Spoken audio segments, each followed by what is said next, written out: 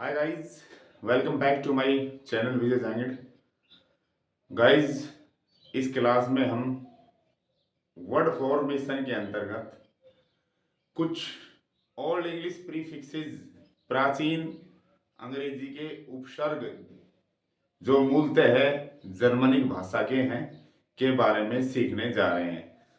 दोस्तों, अगर आपको बिना रटे अपनी वोकेबलरी बूस्ट करनी है, अपना शब्दकोश, अपनी शब्दावली बढ़ानी है, तो इसके लिए इंग्लिश में अफिक्सेशन सीखना बहुत जरूरी है।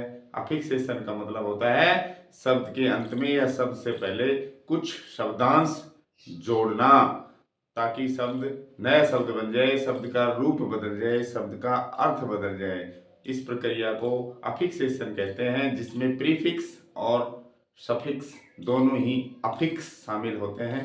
तो चलिए जानते हैं इस क्लास में कि ऐसे कौन कौन से इंग्लिश के प्रीफिक्सेस हैं जो दिखने में कुछ प्रीपोजिशन जैसे भी लगते हैं, लेकिन वो शब्द वर्ब में या विशेषण में या संज्ञा से पहले लग करके नया शब्द बनाएंगे, उनका अर्थ या रूप बदल देते हैं। तो चलिए जानते हैं कौन कौन से प्रीफिक्सेस हैं।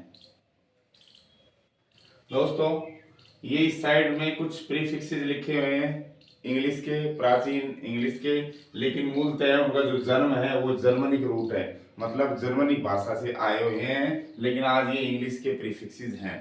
दोस्तों, अन, यूएन, अन किसी भी शब्द में हम लगाएंगे तो उसका जो अर्थ है वो विपरीत हो जाएगा, पहले वाले शब्द से विपरीत या नहीं के अर्थ में होता है।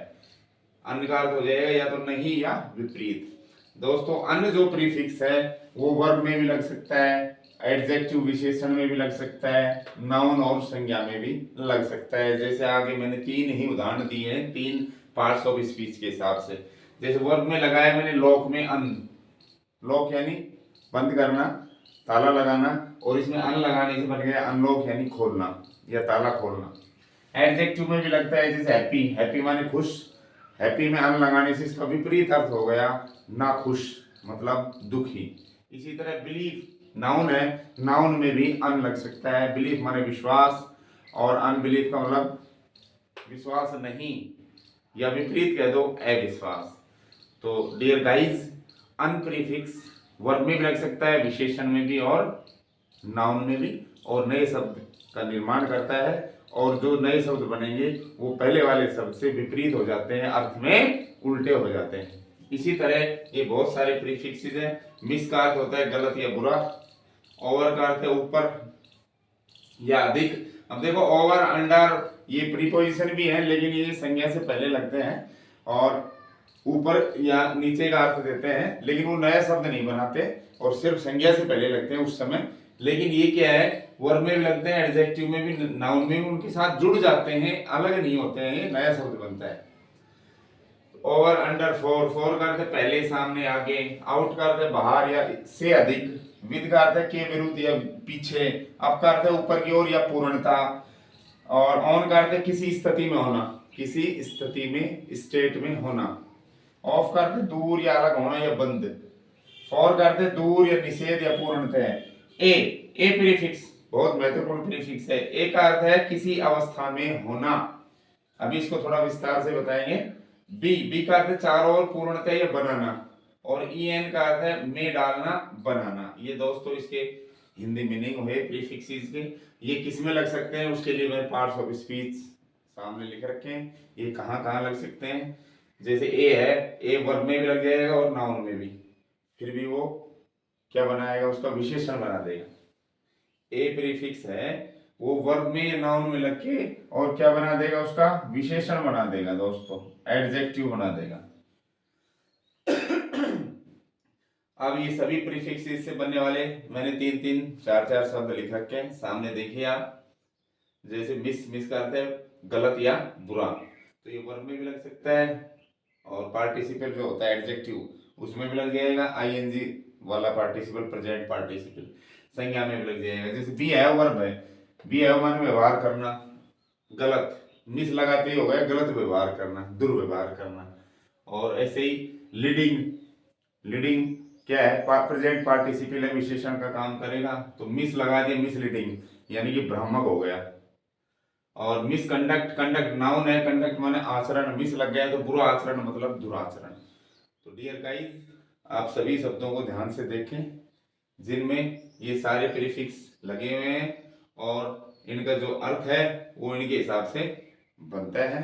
ये कहाँ कहाँ लगते हैं उसके लिए पार्ट्स ऑफ स्पीच मैंने लिख रखे हैं, इन तरह के शब्दों में ये लग सकते हैं। दोस्तों अब कुछ खास ए के बारे में मैं आपको बताने जा रहा हूं, जो ए प्रीफिक्स है इंग्लिश का, इसके बारे में मैं आपको कुछ बताने जा रहा हूं।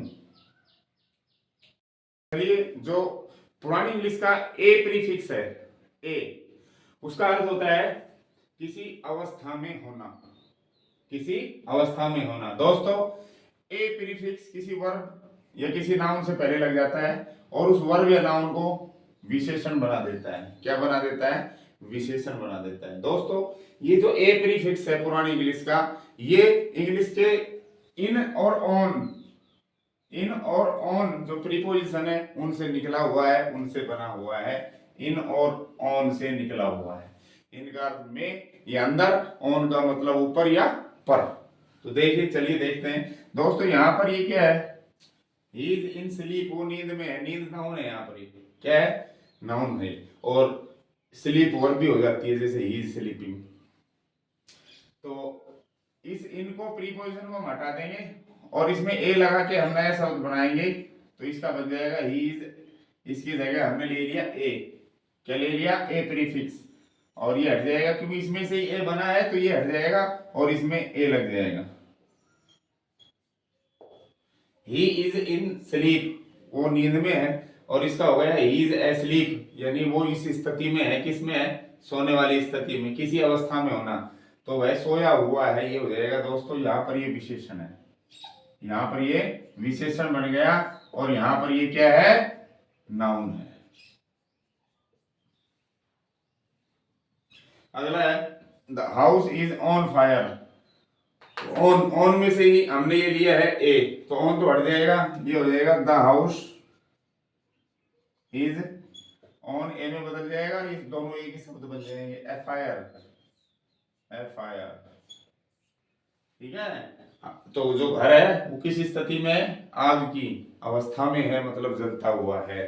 तो जो ए लग जाता है, मेरा कहने का मतलब है नाउन में या किसी एडजेक्टिव उसमें वर्ब में अगर ए लग गया उससे पहले, तो वो एडजेक्टिव बन जाता है, विशेषण बन जाता है, जैसे ये विशेषण बन गया।